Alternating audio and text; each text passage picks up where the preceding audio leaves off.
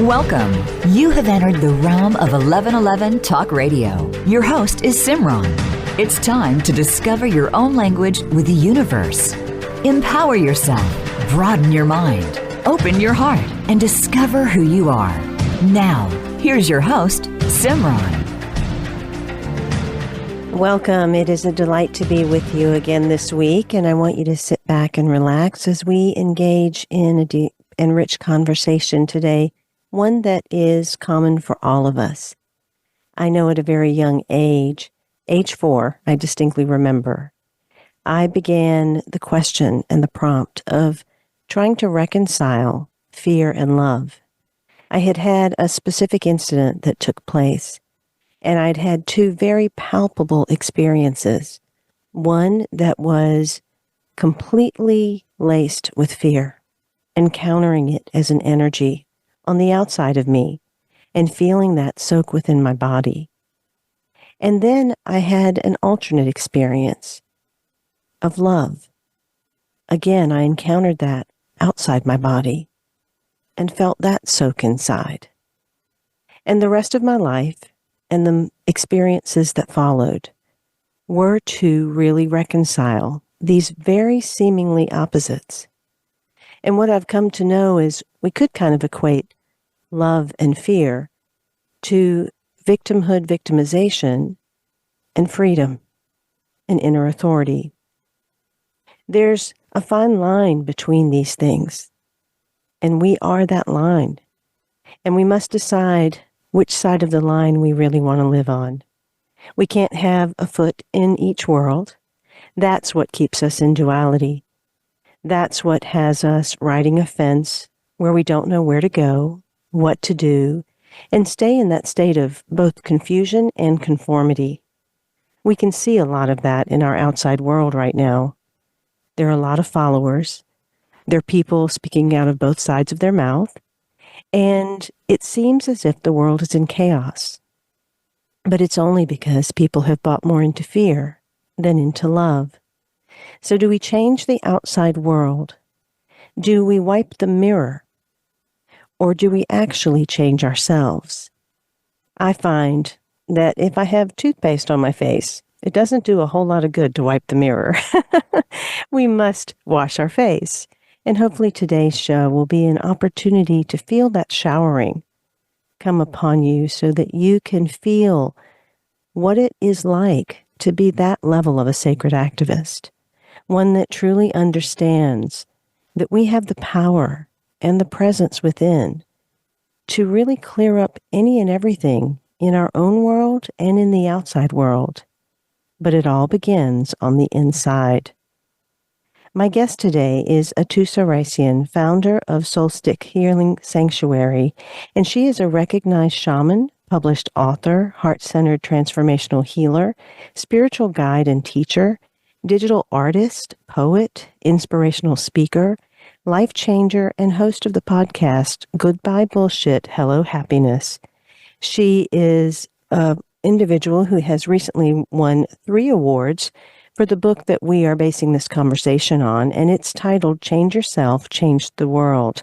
Transform your life from fear-based living to choosing love and seeing magic. She has within the book a quote from Rumi, where he says, "Your task is not to seek for love, but merely to seek and find all the barriers within yourself that you have built against it." And she also poses the question, how do you love life if you don't even love yourself? That has been her journey and her uncovering of a lot of knowledge, wisdom, practical experience, and the ability to lead others to their own freedom. She says you cannot run away from the truth for too long. At some point, even if you get the things that you think you wanted, a picture-perfect relationship, family, job, home, etc., if it has been built on a shaky foundation, it will shake and crumble with the slightest breeze, and the crumbling will happen to wake you up to your truth, the truth of who you are beyond the physical experience. Well, I think if you search within your life, if you feel down deeply into your body, And even if you rack your mind, you will feel the truth of those words. Without further ado, I'd like to welcome Atousa to 1111 Talk Radio. Welcome. It's a pleasure to have you here. Thank you, Simran. It's such a pleasure to be here. I'm really excited about the conversation today. It's going to be a rich and beautiful conversation because it is the common ground right now that I think all individuals must walk. And regardless of what we are facing within our lives, whoever we are, economically, socially, religiously, I think it really does boil down to fear or love. And as you move through your book, you talk a lot about why doing this work is so important. And so I think that's a really great place to start, especially with so many changes that we're facing within the world, a whole scale full of crises that people think we need to go and handle. And then on the other side of the scale, it seems to be something that we have to place there. And so why is this work so important right now? I think right now it is a big time in our history where there is a lot happening, and at the same time that I think the fear that's out there, it feels so powerful and so big. There's also the other side of this fear that a lot of people have sort of woken up or realized, recognized that there is a reality beyond this sort of real life that we are living. And that reality is discovering who we really are inside and finding that space of love and awareness that's built in us. It's inherent in all of us. And so that camp that's already connected into that space is sort of, I feel, guiding and getting more people, as I talk about in the book as well. It's like once one person changes, that one person, the ripple effect of their change impacts so many others. And so I feel like the world is shifting to that place of love more. And that's why right now we're seeing that over-exaggeration of fear in the physical world. And fear really has been, in a sense, a tool that has been used. You talk a bit about the history of fear as you start out. And I think that's something that's important to remember or recognize, because it has been used in a lot of ways, both religiously, we can see it being used politically. Talk a little bit about the history of fear and any specific places that you see it is being used at this time where it really is a call for love. Fear throughout our history, I talk about it in the book as saying, I don't know exactly the minute it started, the pinpoint of that. It could be from when, man discovered fire or whenever it was. But it went from beyond the fear that you see the animals experience as an instinctive fear, and it really doesn't take over.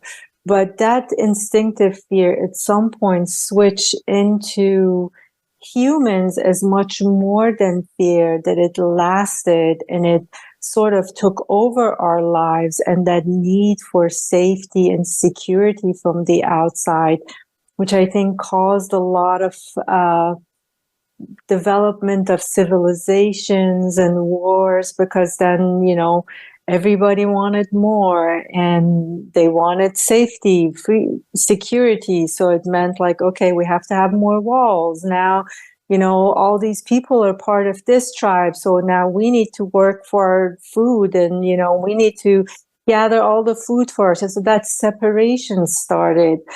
And I believe that was the main part of that separation from fear and love. And it expanded, and all the wars and everything that's happened. And even in today's society, that separation showed up in, the gender issues, religious issues, wars between the different countries. And now even, race issues, all of those separations. But even you see it unfolding even in those things that happen. Now it's sort of like it's an invitation to come together at the same time. And I think that's what the important is in this time, is that the coming together. So we've taken the history, look back, all this separation was created. And as more people are shifting to this place of love, now that separation is sort of, we're moving away from that, and we're saying, no, we need to all come together. We need to sit and come to the same level of understanding. We need to come and love one another. We need to come from a perspective of love and acceptance. I love that, an invitation to come together, because I think it's really easy to get caught up in the chaos or in the energy that is being put out there and kind of get swept away, because it's easy to fall unconscious in that way.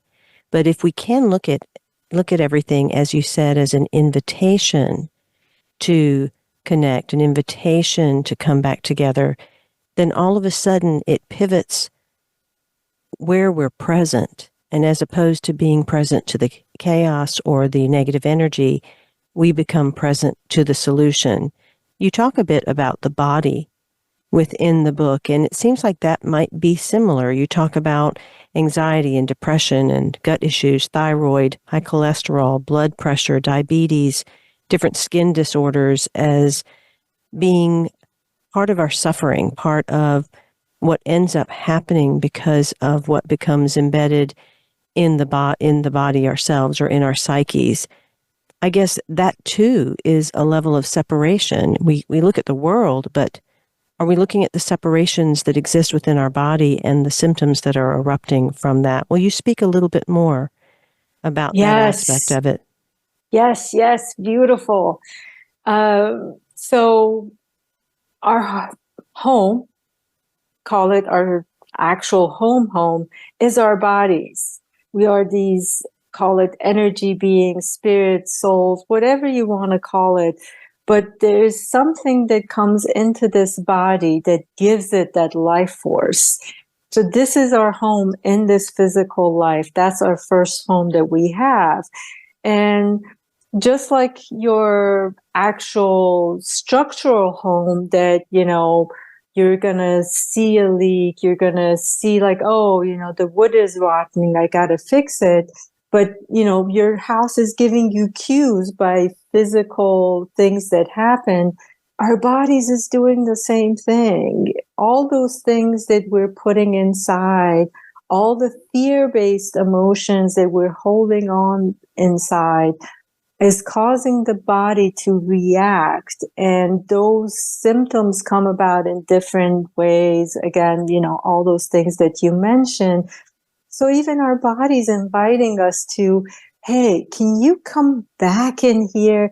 Don't worry about fixing anything. Just connect with me, listen to me, be with me, and I'll guide you to help you release all these things. But we got to be willing to sort of connect with our body and trust that there is a knowing inherent in us that communicates with this body so naturally and perfectly. And if we let go of those doubts and fears and let that communication and interface happen, your body's going to guide you through that healing and release and letting go of all that. I fully agree with you about the necessity to come back into the body. I recently released a trilogy that is so much about helping people to slow down and be with themselves. And yet that's a very difficult thing for a lot of people. They resist themselves, not consciously. They're being run by these impulses that are underneath. And there's also this pull to the outside world. We see it in both men and women. I'm a little more cognizant to women because I am one. And we have these impulses that make us think we have to go out and become something and push and fight against the world and be somebody and all of these things that so often women can become not only more masculine in their energy, but use that pursuit externally as a distraction from their bodies and what they're feeling. I think men have always been a little bit distracted because they've had to be the hunter-gatherers. Can you speak to men and women about how to balance that pull and distraction that keeps us moving towards the outside and really being present not just to the body, but the deep subtleties that continue to unfold as we are present to the body?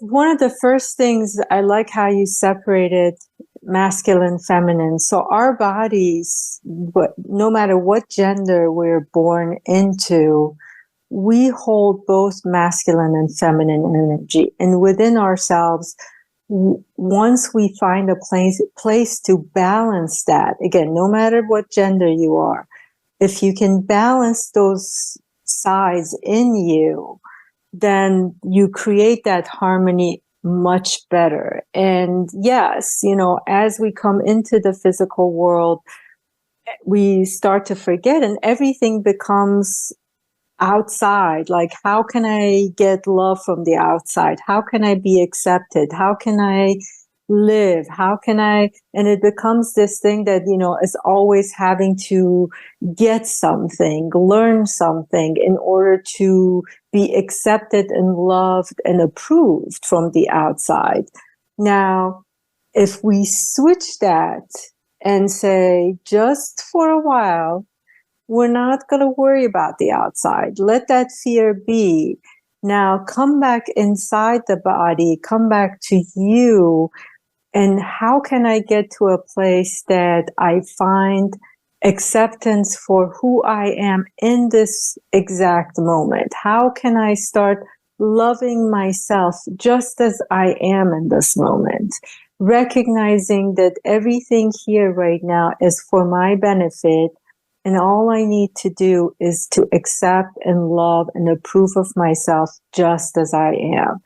Don't go out, gather anything else. Nothing new needs to be here, just in the present moment. And I think that's a start of not getting pulled always to what's happening outside of you, because that's always going to be there. If you give your attention to those parts, it's always going to be there. So the importance is taking the time to just accepting what's there in you, who you are at the moment. And as individuals move into those layers of the psyche, the emotions, the body, talk a little bit about how that continues to deepen and open in subtler and subtler ways. I know that you have training as a shaman, and typically in shamanism, it is very much about going into the shadow or the subconscious and unconscious and excavating those pieces and parts to help bring up the subtleties and the energies that have been deeply embedded. But it's very easy for people to have an aha moment or have an awareness and then get up off the mat again and run. So talk a little bit about what to do when we have those first moments that we're starting to awaken. And do we sit on the mat further, or do we get up and go and then come back later? Talk about what seems best. Again, the best guidance is that connecting with the body is going to tell you, because there are times as you release some layers, there needs to be sort of movement and practice so that you sort of, that whatever you uncovered, whatever you released, whatever pattern or behavior you just let go, there needs to be sort of a movement and a practice for it to sink in until the next layer is ready to be released as well. So I definitely do think that connecting with your body and connecting with your sort of internal compass, and again, from that love space, allowing that movement to happen and releasing those layers as come up is the best way.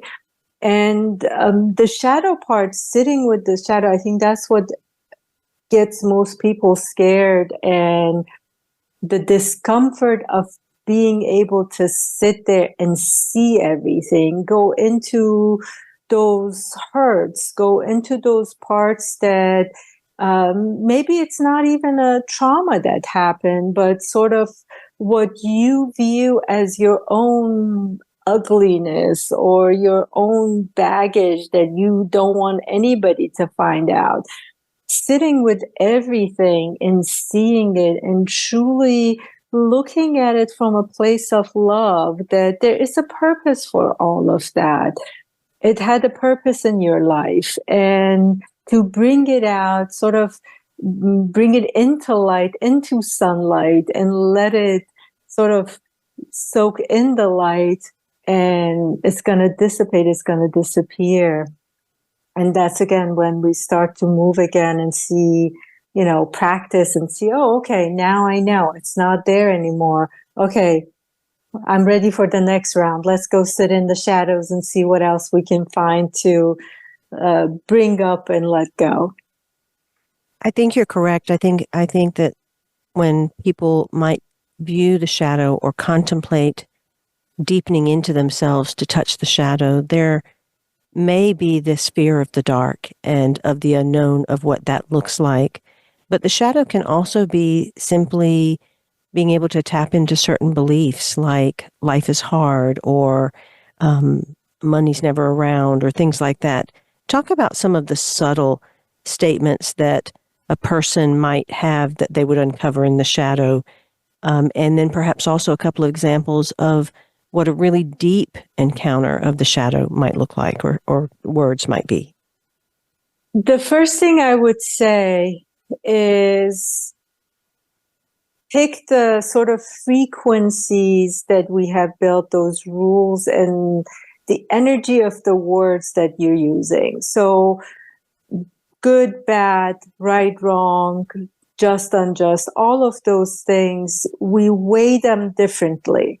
So take the weights off and look at everything is good. So when we're saying shadow doesn't mean bad, and light doesn't mean good. It just means there's a difference. It's like saying sour and sweet, salty and more spicy. So if you look at it in that terms, it loses its sort of that power of good and bad. So it gets easier to sit in the shadow parts. Now, in the shadow, the things that you may find about yourself, the words that you may be using is that I'm not enough. I'm not lovable. And I think those are, I'm alone. There is nobody here but me, and I have no support. So things like that, those are the words that you usually find in those places that you're hiding in the darkness out of fear. And when you connect to those parts, and again, go at it from a love perspective and start seeing it a little bit differently, shift in perspective, that you'll see, like, if you're saying I'm alone and I don't have anybody, but if you allow that shift to happen and come at it from a love perspective, you start to see, no, there are actually a lot of places in my life that I do have love and support. And so, yeah, that shift in perspective is always great. And even like, I'm not enough, when you go sit there and sit with those words, you realize that I'm not enough doesn't even exist, because there is no sort of human existence that has a scale that says this is enough, this is not enough. Everything is just love. Everything is enough. And again, it's a feeling start to shift inside, sort of like, again, out of that darkness, it comes into the light and sort of mixes, and you'll see your both sides, that you've been living in this duality that's really not real. It's about bringing it all together into a oneness that encompasses everything. From the book, Change Yourself, Change the World. Once you shift on the inside, the outside will shift to match it. The fear stops you from receiving. And once you let go of it, then you let go of your safety shields and therefore are open to receive all that you desire. Atousa Raissyan has come to a place where life is not about having things to be perfect, but rather life is perfect, just as it is, and everything is a gift. Even if it challenges Atousa and feels uncomfortable, it is still perfect because it has a purpose, and that purpose is always for her to release the fear and move deeper into love. Change Yourself, Change the World. Transform your life from fear-based living to choosing love and seeing magic is a map to help you explore. Atousa wants to give you the tools and techniques to use every day to heal, release, and transform your life and the lives of those around you through connection and begin to be aware of wholeness and oneness. Please go to her website, atousaraissyan.com. That's ATOUSARAISSYAN.com. And that website is in the bio description as well. You can find out about a couple of upcoming beautiful things happening. A retreat in Tulum, Mexico, March 23rd to 28th. She has 2 spots open, so go to the website for that. And there's an upcoming multi-author collaboration for a new book, Activating the Divine Human, Embracing Our Shadows and Our Light, that will be releasing this summer. Again, that's atousaraissyan.com. We'll be right back after these messages.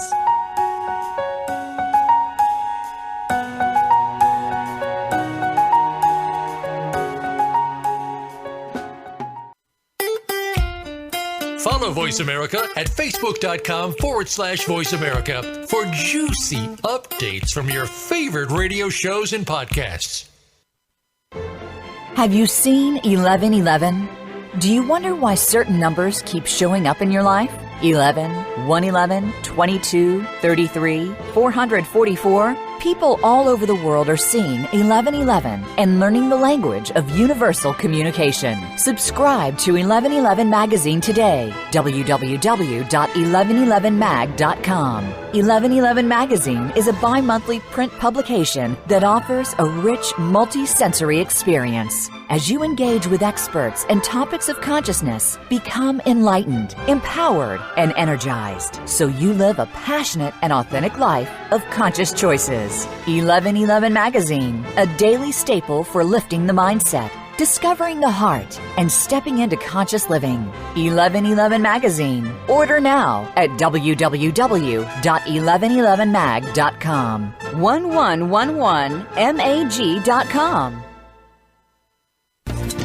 Do you want more? More joy, more abundance, more power and presence? How would it feel to have more loving relationships? More empowered community, greater fulfillment, and life purpose? The 1111 Mastermind community inspires, empowers, guides, and supports transformation. Shift your mind, expand your heart, deepen insights, let go and chart a new course, dream a new dream. The 1111 Mastermind community is an online portal for personal transformation and soulful expansion. Go to courses.1111mag.com. That's courses.1111mag.com. Change begins with you. Let it be simple, convenient, and transformative. The time is now. Step through the 1111 gateway. Courses.1111mag.com. It's your world. Motivate, change, succeed. VoiceAmericaEmpowerment.com.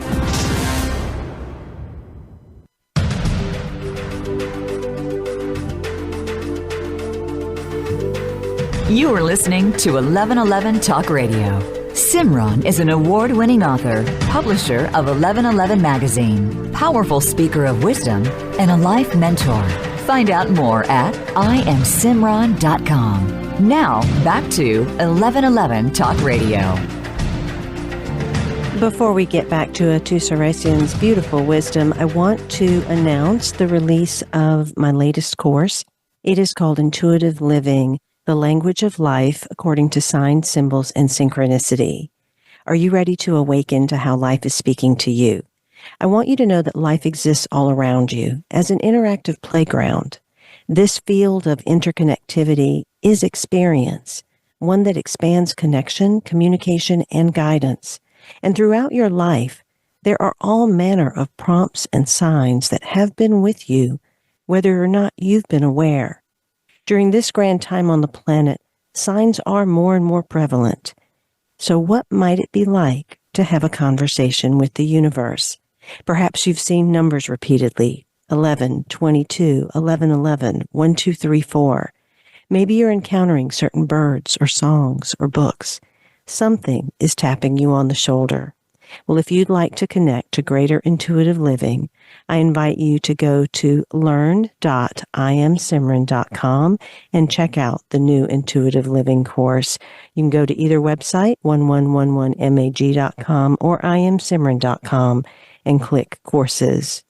My guest today is Atousa Raissyan, and she has written the 3-time award winner, Change Yourself, Change the World, Transform Your Life from Fear-Based Living to Choosing Love and Seeing Magic. Atousa wants you to become aware of your fear and how it is controlling your life. Fear has caused separation in our world, society, and in ourselves. To heal and transform our world, we must begin individually releasing the fears and walls that we've created to keep ourselves safe and once again see ourselves as whole and one with everything. Her goal is to help you shift your reality to find and align with the divine that lives within us all, which is pure, unconditional love. Again, you can find out more at atousaraissyan.com. That's ATOUSARAISSYAN.com, and check out her upcoming Tulum retreat, March 23rd to 28th. She has 2 spots left, and also be sure to mark your calendar for the upcoming release of Activating the Divine Human, Embracing Our Shadows and Our Light, a new multi-author collaboration book that she is releasing late spring, early summer. Atousa, you ended the last segment talking a little bit about energy and the energy behind our words, behind our actions, behind our thoughts actually plays more role in creating our reality than sometimes the words and thoughts we used. And you gave a great example in the book in regard to someone looking in the mirror and seeing how they see themselves, but carrying the energy or the thought of something different. You also gave one about food. Could you express one of those examples and help the listeners to understand a little bit more about how the energy behind some of what they're thinking or feeling might be counteractive to what they're actually affirming? Yes, I would love that. One of the biggest thing I always say, and I said it earlier, is to start letting go of good and bad, because we look at everything in those terms, and the energy when we look at good, which is light, which is sweet, which is whatever, it sort of brings about a different energy in our body and in our sort of feelings and emotions. And when we say something is bad or something in the shadow, something with dark, it brings about that anxiety and fear and doubt and all those emotions that go. Even with the emotions we experience, we tend to say good and bad emotions, which rather than they're all emotions. So once we take that, the words good and bad and the energy behind those, things start to shift in a better place. You can look at it as just is. So, I talk about people looking in the mirror at themselves, and even if I tell you, say, I love myself, or I love my eyes, or I love my hair, but inside you're like, oh my God, I hate my hair. My hair is so bad. The energy of that thought, no matter what the words are coming out of your mouth, that energy is still there, that you don't like your hair. So in those situations, I always say, skip, don't even spend time trying to force it or resist it. Just skip away, like, accept the resistance that's there right now. Yeah, right now, I just don't like my hair. That is much better than just that fight that you're creating because of those energies that exist. And then also in terms of eating food, we tend to have a lot of definitions about what's good, what's bad, rather than listening to our body. So start to, if there is something you're eating and there's so much energy behind, like ice cream, a lot of people, it's like, oh my God, I shouldn't have this ice cream. Ice cream is bad for me. I'm going to gain weight. Now I got to go run. All those thoughts and emotions behind just that one scoop of ice cream that you're eating cause all that emotional baggage and weight in your body. But if you, as you're eating the ice cream, if you really don't have any sort of emotions about it and you're truly enjoying it, then that will actually benefit your body rather than harm it. That is so true. One of my very first guests back in 2009 was Patricia Bish, and she had written a book called Freedom from Food. And she had actually conducted a study where she gave people 2 different batches of food, and one group ate everything they loved, hamburgers, ice cream, sweets, all the things that they loved. But they felt good about themselves. They felt good about the food. They had no guilt. They had no judgment about the food. And the other side was eating all healthy, but given one little tiny piece of sweet at the very end of every meal. And the one that had all of the, what you would call junk food, they actually maintained or lost their weight or stayed, where they were. But the one who had the little piece of sweet, there was a very large fluctuation. Some gained, the guilt that was there created some different issues. So it is true how we hold the energy behind something. And another place that those types of things occur through happens to be what's passed down as rules or generational types of belief systems. And you talk a bit about that as well, that we've been passed along many different things, and that's part of the clearing of the fear that resides within us. Can you talk a little bit about the rules and how they are based on fear and how our purpose is actually to weed through those weeds? Yeah, so generationally, I always start with telling my clients this, that, all parents, they're doing their best. And you got to understand that they come from parents that had fear-based rules and so on and so forth. And it's been passed down generation after generation that, because of the experiences that they've had, sort of like if you take my grandparents, for example, they lived in a environment at a time that there were wars. Their livelihood was taken away. And so they created a lot of fear-based rules based on scarcity, that things can be taken away. You got to watch out. You got to save. You got to do these things. And also personal safety because of the wars and everything that was happening. So they had kids, and to protect their kids, so they instilled those rules and behaviors in them. And so my parents, when they had kids, again, those things were passed down. So for myself, I had to again, part of sitting and looking, going inside and seeing whatever you want to call it, shadow, darkness, rules, behavior. But I noticed there are all these rules that I have in my life that they're really not even mine. I don't truly believe in them. And they don't even exist in my world right now, but I'm still carrying it because of things that a lot of it were passed down from generations before me, and some by even society was passed down.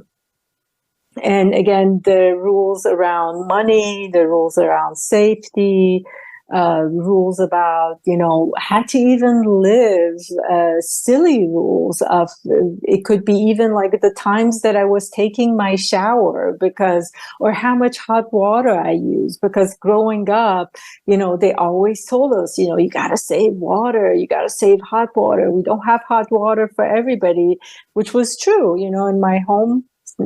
Whoever took the shower, you had to be mindful that there are other people and there wasn't enough hot water to go around. But that's not true right now. So why am I living my life based on that rule that it wasn't even mine? And there are a lot. I mean, I made this silly one, so you see, like, it can be even silly, or it can be as big as my money rules or whatever rules that I had that were around safety. But all of those things, when you start connecting with yourself and looking at your life through the lens of love, and that everything's working out, and take the fear out, then the rules, you'll see like, hey, I don't need these rules anymore. The rules become clear as to there was a fear behind this. The fear is gone. Now I see I don't need this anymore. As individuals engage in deeper and deeper personal and spiritual growth, it can often be like remodeling a house, where you go into a room and you decide, well, I'm going to change the paint on the walls. But then all of a sudden you realize that, well, maybe I need to now do the trim, or I need to change this piece of furniture or change this appliance. And in the book, you write that as more layers are being released, the lessons would become more challenging. The surface layers are easy to get to, but for where I wanted to go, I needed deeper dives, and the deeper you go, the tougher it becomes to see, heal, and release. It never crossed my mind to stop or change direction, as I was creating this new life by peeling back layers of myself, releasing and healing. I was also helping other friends to do the same. I think sometimes individuals do feel like, well, I've done all this work. Why is life still feeling hard or getting harder? And I have my own thoughts around this. What are your thoughts around this? I believe there's some core, call it habits, rules, behaviors, core fears, I like to call them, that everything else, those foundations that I talk about, everything else is built on those. And, it's hard to go knock it out, go at the foundation and knock it, because you can't really see it or feel it. So like you mentioned, I'm taking apart this room, and I'm taking apart the flooring, I'm taking apart the ceiling. It's going to take some time for me to really realize that core foundational fears, which a lot of them, I find through my own experience and through clients, it all comes down to that fear of loss. Everything is like, I don't want to be alone. I don't want to feel like I'm not supported. So everything around that fear. And once you touch that core fear, it becomes more shaky, because it's like that foundational fear. But even that, when you sit with it, you realize that you are connected to this, not just this sort of force space inside that is, there's so many names for it. You call it intuition, call it awareness, call it divine, call it God. But there's this knowing that is just pure unconditional love, that you somehow know it's all good. It's all perfect. Even this shaking, it's perfect. you feel it inside. So that's when, yes, it's harder to sit with it because your whole, you sometimes even have physical reactions. But this is where I need to be in order to get through this space and rebuild this foundation. When we're looking at personal growth and spiritual healing, sometimes that involves a little more surface things or the generational beliefs and rules that you're talking about. And other times it becomes deeply embedded trauma that's been there as long as one can remember. Along the way, there has to be the steps of self-acceptance and self-love. Do you find that self-acceptance is a choice, or is it something that grows and flowers within an individual as they loosen the dirt and start to clear out the debris that has been collected? I feel it's a little bit of both, because you have to choose to accept and be willing to let that dirt loosen up. If you constantly are not even willing to look at the dirt, look at the ground, or resisting it, then you're not giving sort of the air and the water that it needs in order to loosen up. You're not even, noticing that, hey, I need to sort of irrigate it or, take the shovel and loosen it up. So there has to be a choice first, I think, that I'm going to allow this to bloom. I'm going to allow acceptance to even flow. And that choice of I'm choosing this and allowing it, I'm choosing the allowing, is going to bring about the rest. Within the book, Change Yourself, Change the World, you have different pieces of poetry that you've written that are just lovely. And one of them, you say, you are made of the 4 elements of Mother Earth and Father Sky. You are a miracle and magic, a masterpiece. You are creation in motion.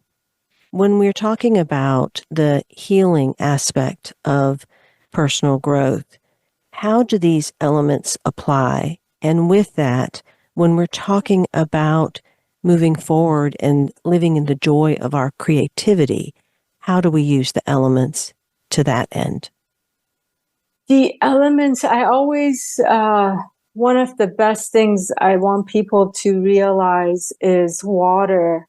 I think water and air to me sort of go hand in hand because, oxygen is in water. Water in a way is in the air as well.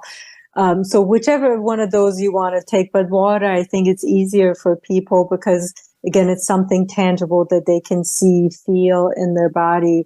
And if you realize how much water just is in our bodies and the animals, plants, again, air, and how, there was I think I talk about it in the book, if not, I've said it before, there was a Japanese scientist that talks about, that did a study of water molecules and how they shape it different ways if you give it that energy of love or if you give it the energy of fear and anger and hate. And so even by that, if you feel those elements inside your body and feel that, and that knowing that it's everywhere in the animals and plants, and it's like you feel that connection there. I'm connected through these elements. I'm always connected. We all have that in common. Instead of looking at our genders and skins and nationalities or whatever, we all have that in common. And by exchanging that energy of love, that unconditional love, it transfers through the air, through the plants, to each of us, and we can feel it, and we can feel that shift and change. And as far as creativity, we're creating this life, and however you want your unique expression to be, whether it's words, poetry, visual arts, cooking, even a hug, to me, it can be a creative expression of you. So however you choose to allow that love and to flow out through those elements and through you is how you're creative. You are made of the 4 elements of Mother Earth and Father Sky. You are a miracle and magic, a masterpiece. You are creation in motion. So let's talk a little bit about self-forgiveness. You write that self-forgiveness is the hardest part of the forgiveness process, mainly because we get stuck in the why. Talk a little bit more about that.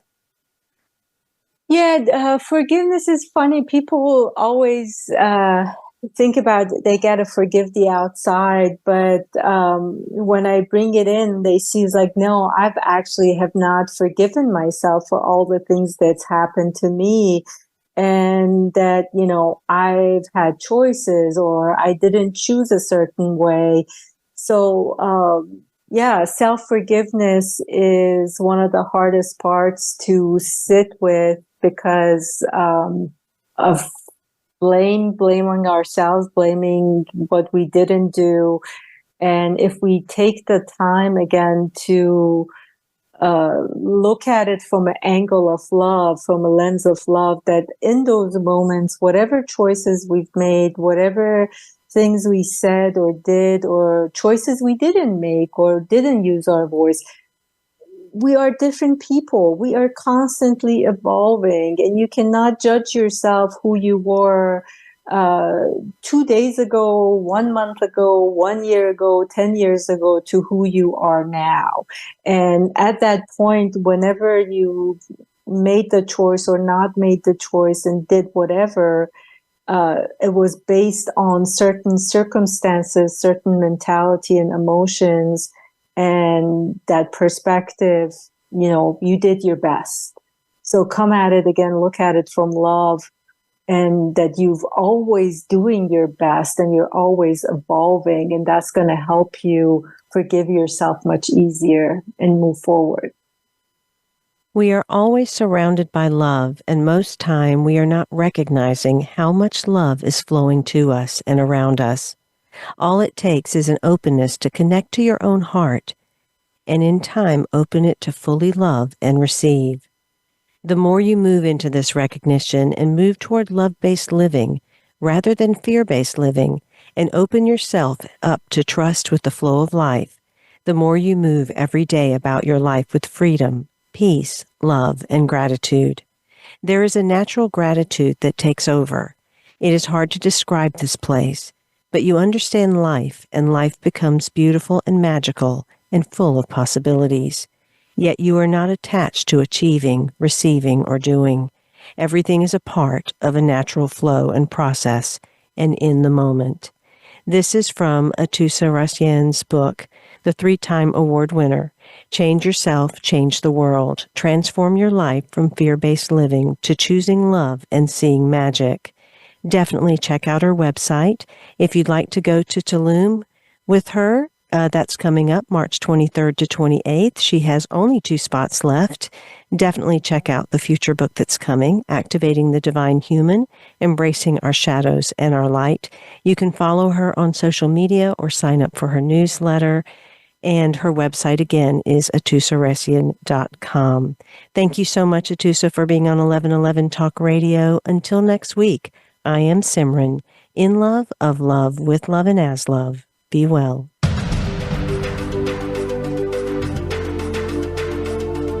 Thank you for opening your mind to a new reality, your heart to greater compassion, and your experience of aliveness with 1111 Talk Radio. Join host Simran next Tuesday at 8 a.m. Pacific, 11 a.m. Eastern Time to step through the gateway of conscious living here on the Voice America Empowerment Channel. Remember, you are not on the journey. You are the journey.